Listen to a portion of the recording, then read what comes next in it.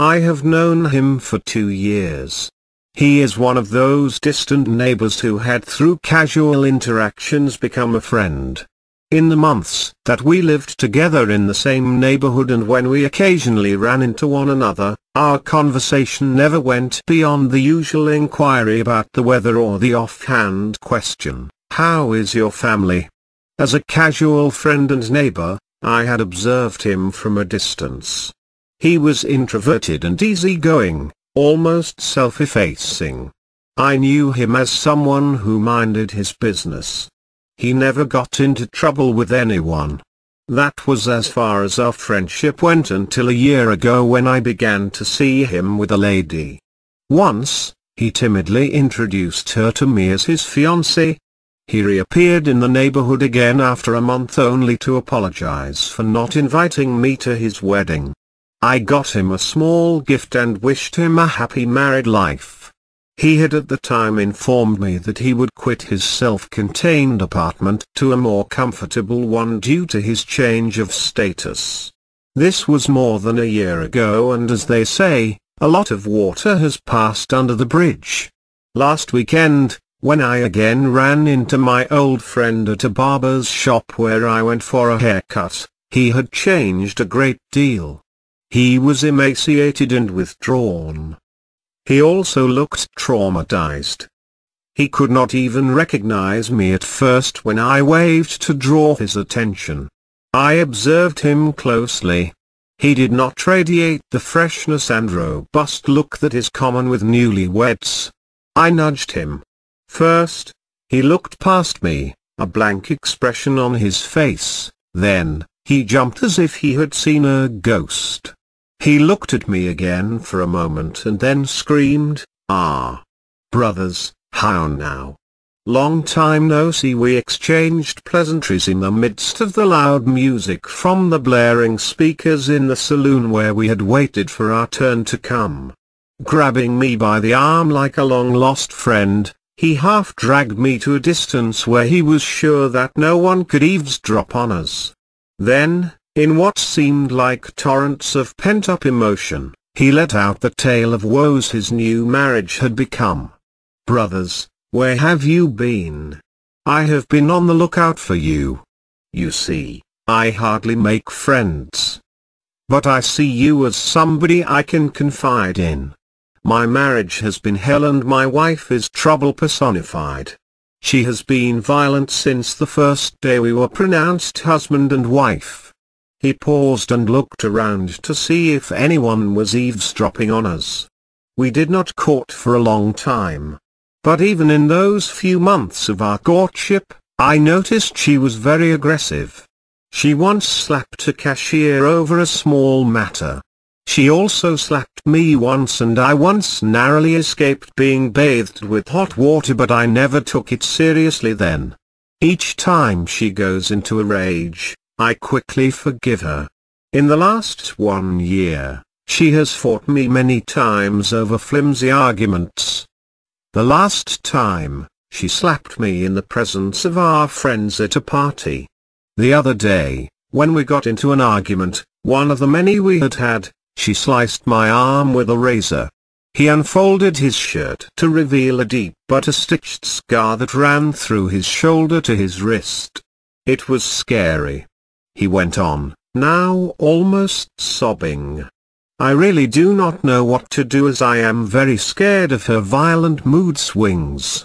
Her weapons include hot water, boiling soup and kitchen knife which she throws at me like missiles.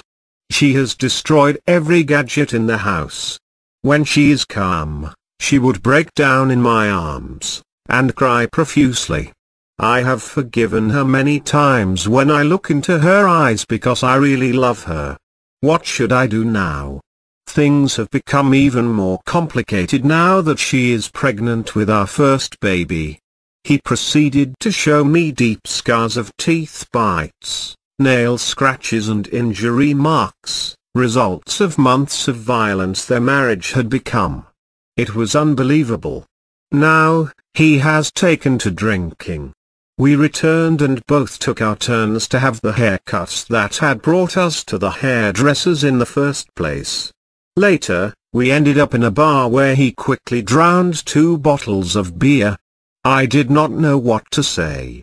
Third-party advice in marriage is always a tricky one. I watched him as he drowned 1 glass of chilled lager after the other. He looked pathetic. Relationship between a man and a woman has always been a complicated one. This is even more so when violence is involved. I have come in contact with women who had been at the receiving end of some of the worst forms of domestic violence. But a battered husband is thought to be rare or hardly discussed. The first reaction upon knowing about the topic of battered men, for many people, is that of disbelief. Battered husbands are also a topic for jokes, such as the cartoon image of a woman chasing her husband with a rolling pin. Violence against husbands has historically been ignored or subjected to ridicule and abuse. In 18th century France, for example, a battered husband was made to wear an outlandish outfit and ride backwards around the village on a donkey. Even those people who like to consider themselves liberated and open-minded often have a difficult time even imagining that husband battering could take place. The idea goes against the stereotype of the passive and helpless female. Although feminism has opened many of our eyes about the existence of domestic violence, and newspaper reports often include cases of abuse of wives, the abuse of husbands is a rarely discussed phenomenon. In many ways, it is still the women who suffer cruelty from violent husbands.